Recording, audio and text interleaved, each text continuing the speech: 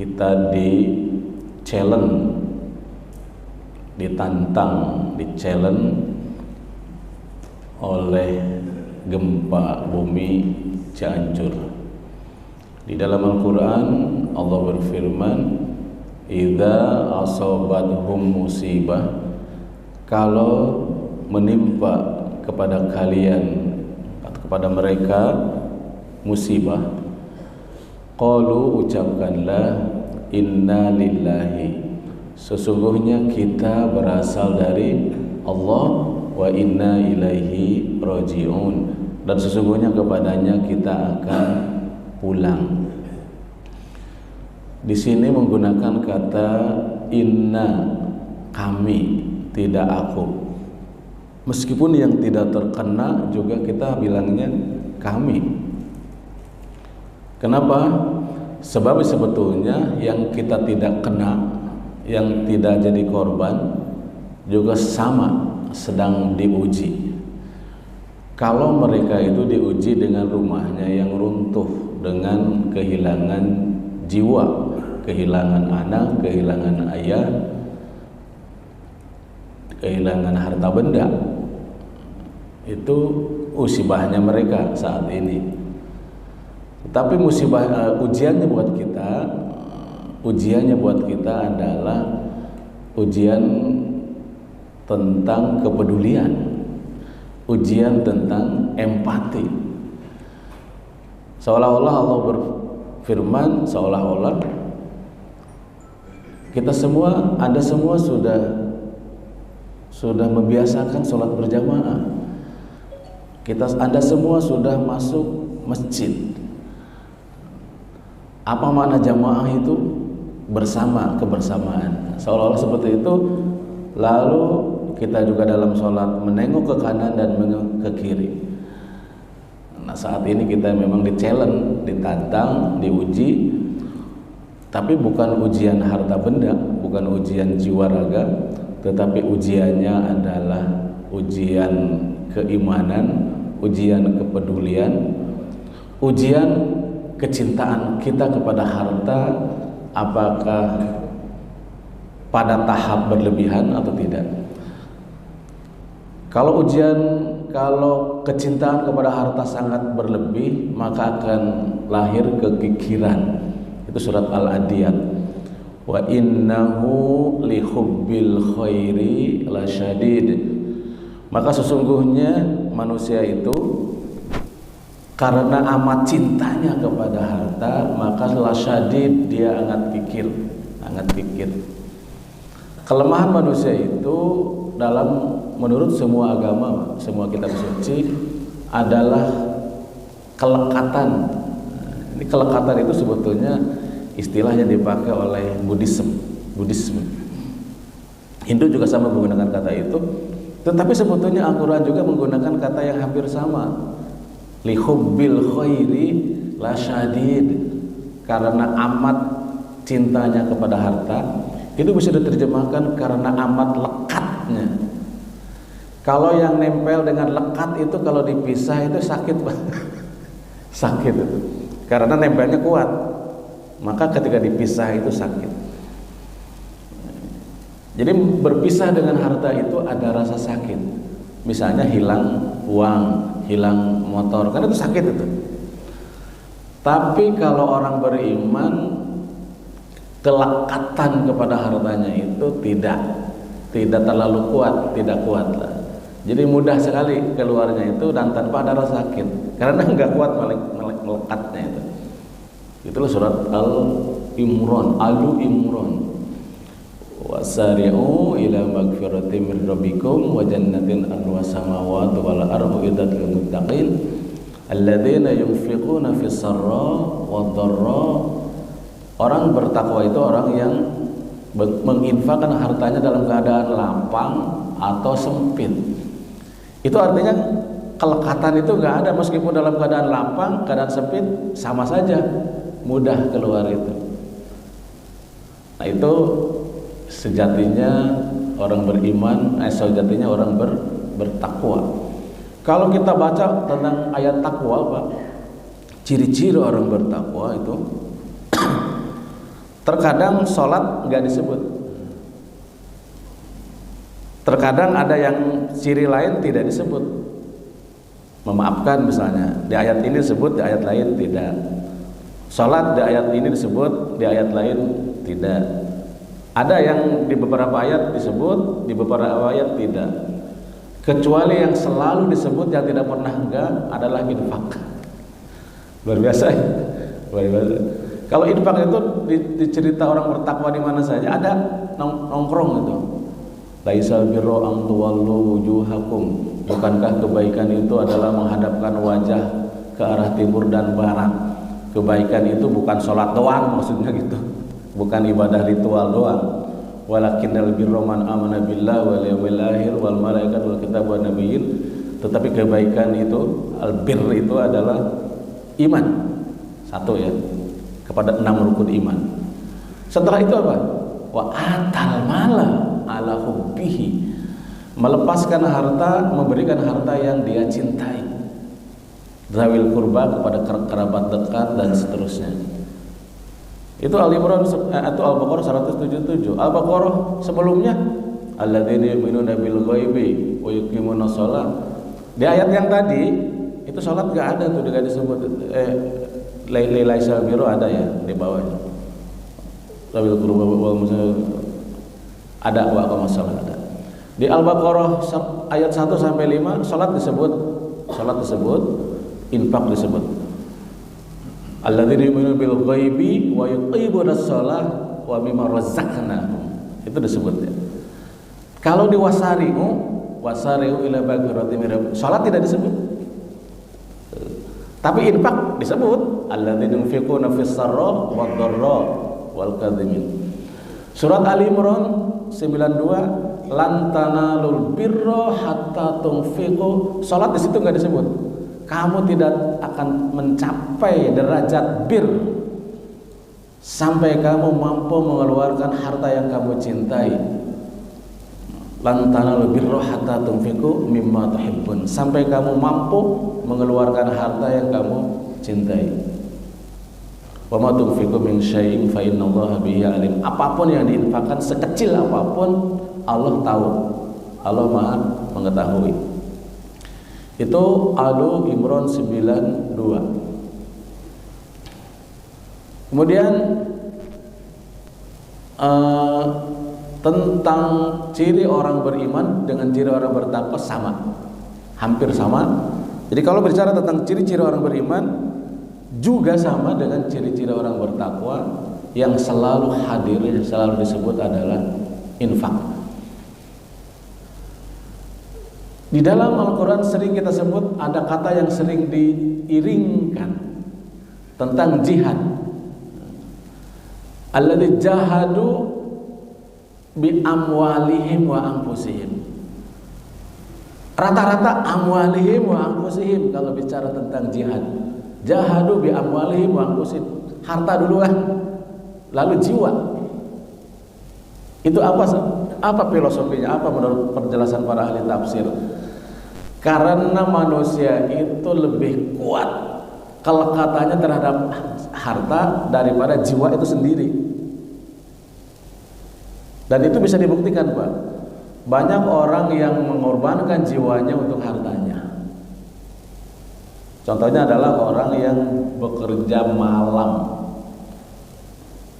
mengerjakan bermalam-malam, itu sebetulnya kan mengorbankan kesehatan sebetulnya untuk harta. Dulu itu orang kerja di daerah-daerah yang berbahaya, tapi memang nggak ada pilihan kali ya.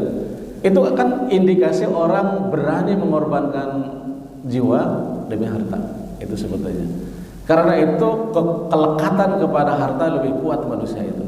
Lebih banyak orang yang berani mengorbankan kesehatannya, itu kan arti mengorbankan jiwanya, Pak, daripada untuk mendapatkan harta. Maka di Quran pantas bi amwalihim wa anfusihim.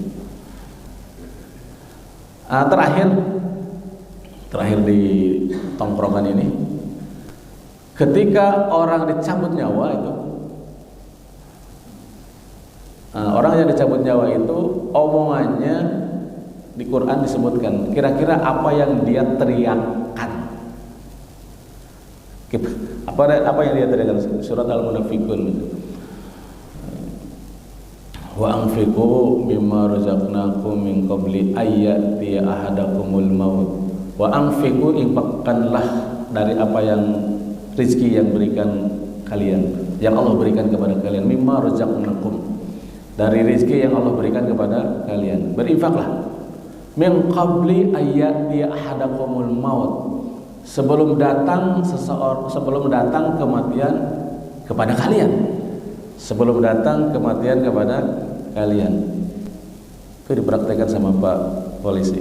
Sebelum datang kematian kepada kalian. Ini Pak Polisi mengamalkan ayat Al-Munafiqun ini. Berinfaklah kamu dari rezeki yang Allah berikan kepada kalian sebelum datang kematian menghampiri kalian.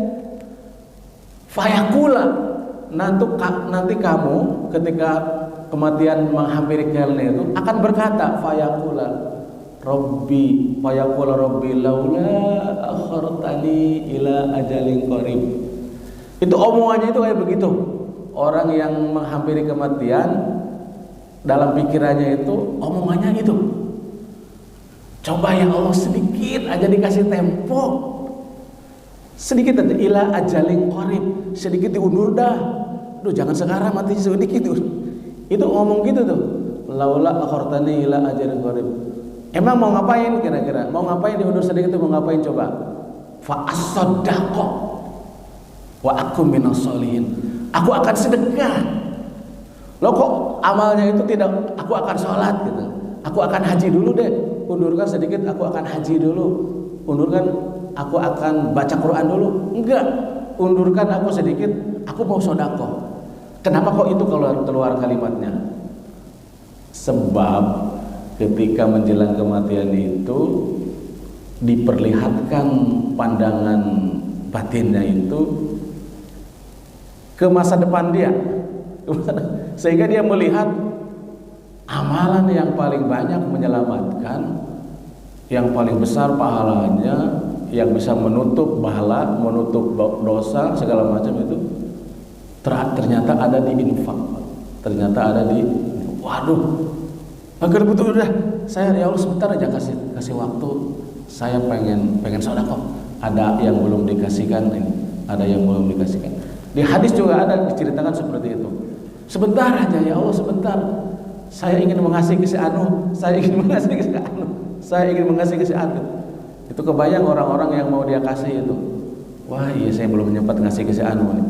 Sampai seperti itu Pak, sampai kepada orang-orang yang akan dia beri itu dia ingat karena di dalam namanya alam malakut Pak. Alam malakut itu lawan atau pasangan dari alam syahadah. Kalau kita ini alam mulk, sesuatu yang terlihat oleh mata lahir disebutnya alam mulk. Sesuatu yang terlihat oleh mata lahir, oleh telinga, pendengaran lahir. Tapi sesuatu yang di alam ruh, alam disebutnya juga bukan alam gaib disebutnya itu. Alam malakut dari kata malak, alam yang dimensi yang berbeda yang bersifat rohani. Itu kita bisa melihat ke masa depan. Karena disebutnya di Quran surat Qaf itu, pandangan kamu saat itu menjadi tajam. Tajam artinya bisa melihat sesuatu yang tidak dilihat oleh kebanyakan orang. Nah, itulah ayat-ayat namanya dalil-dalil tentang dahsyatnya berinfak, terutama kepada orang-orang yang sangat memerlukan. Karena itu Al-Hikmah baru sekali memberikan daun tuan ke sana kemarin hari Kamis. Kita langsung ke tempatnya karena saya memang tahu daerah situ, banyak teman juga di situ yang membantu. Langsung saat itu juga sampai ke mustahiknya, ada filmnya kan, ada videonya. Kemudian itu gelombang pertama dari Aries baru 4 orang dari Aries, selebihnya dari yang lain dari luar Aries, segitu itu. Sekarang giliran orang Aries yang belum. Nah, karena nyantai aja, tidak usah buru-buru, ada long time lah ke depan. Kemarin itu hanya sekedar pembuka dan sekalian mantau. Oh iya, begitu, supaya dapat informasi. Nah, ada pun berikutnya kita nyantai aja, seperti kemarin sudah mengumpulkan di Jumatan. Mungkin besok sekali lagi Jumat mau, kemudian ibu-ibu dan lain-lain nanti bisa dikerahkan secara pelan-pelan aja. Jadi mungkin 10 hari lagi atau 2 minggu lagi ke depan. Karena ini perlu energi panjang, ini maraton. Jadi nggak usah sprint, Pak. Kalau maraton itu nyantai aja, biarin aja yang lain duluan sekarang. Nggak apa-apa. Apalagi yang strategis lagi orang, maaf ya, orang Nasrani. Dia sekarang nyantai aja, Pak. Giliran energi orang Islam udah habis. Kira-kira 5 bulan lagi dia datang ke situ. Nah, di situ dia. Kita udah lupa. Kita lupa, energi kita udah habis, udah nggak kepikiran lagi. Mereka datang tuh ke situ. Mantap gitu. Itu Bapak, jadi bisa di-storekan ke ya lewat Pak Nandang, lewat saya langsung. Kalau ketemu istri saya, lewat istri saya nggak apa-apa. Sekedar titipan ke sini, baik besar atau kecil tadi. Wa ma anfaqtum min khairin, sedikit apapun yang kamu nafkahkan itu ya'lamullah, Allah pasti mengetahui. Wa ma anfaqtum min khairi ya'lamullah, atau wa ma anfaqtum min khairin fa innallaha bihi alim. Sedikit apapun, sekecil apapun yang diinfakkan, Allah Maha mengetahui. Mudah-mudahan kita termasuk orang-orang yang teruji kepeduliannya, empatinya, dan kecintaan kepada harta itu berkurang. Salah satu untuk mengurangi kecintaan kepada harta itu memang kita harus harus kita paksakan itu untuk mengurangi kelekatan atau meruntuhkan ego, rasa kepemilikan itu memang terkadang harus sedikit dipaksakan. Maka kalimat di Quran itu khud ambillah, itu agak sedikit memaksa memang. Khud ambillah itu sebenarnya kita harus rela, karena kalau ada orang nagih, bukan orang seperti saya ngajurkan kayak gini, itu kan sedikit meminta gitu ya. Itu sebetulnya malaikat yang dikirimkan kepada Bapak untuk membantu sifat atau ego kita atau rasa kecintaan kita kepada harta, membantu mengurangi itu sebetulnya. Jadi kalau ada penganjur-penganjur, ada proposal, ada apa yang datang, itu sebetulnya itu semacam dalam tanda kutip malaikat yang didatangkan oleh Allah untuk membantu mengurangi kekikiran kita, untuk membantu jalan kedermawanan kita sebetulnya. Jadi sambut saja, kalau tidak bisa sampaikan dengan kata-kata yang baik. Mudah-mudahan Allah semuanya memberi taufik, memberi hidayah kepada kita dan bisa menjawab challenge musibah gempa ini. Subhanakallahumma wa bihamdik, asyhadu an la ilaha illa anta, astaghfiruka wa atubu ilaik. Wassalamualaikum warahmatullahi wabarakatuh.